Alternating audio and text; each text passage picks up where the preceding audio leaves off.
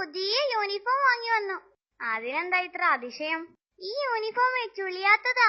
എന്ന് വെച്ചാൽ ഇസ്തിരി ഇടേണ്ട ആവശ്യമില്ല. അത് കൊള്ളാമല്ലോ. എന്റെ അച്ഛൻ എന്ത് പുതിയ സാധനം മാർക്കറ്റിൽ വന്നാലും മേടിച്ചു തരും. അവിടെയുണ്ട് ഒരു അച്ഛൻ, ഒരു പ്രയോജനമില്ലെന്ന്. പേപ്പറും വായിച്ച് ചുമ്മാ ഇങ്ങനെ ഇരിക്കും. കഷ്ടം. നീ എന്താ പറഞ്ഞത്?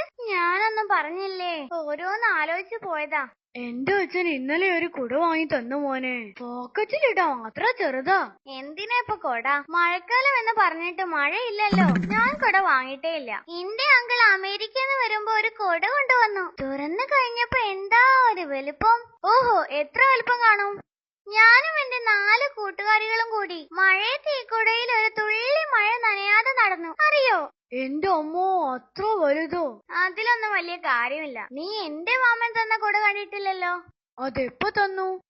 അതൊക്കെ തന്നു. ഞാനും എന്റെ 10 കസിൻസും കൂടി ഈ കുടയിൽ സുഖമായി മഴ നനയാതെ നടന്നിട്ടുണ്ട് കേട്ടോ.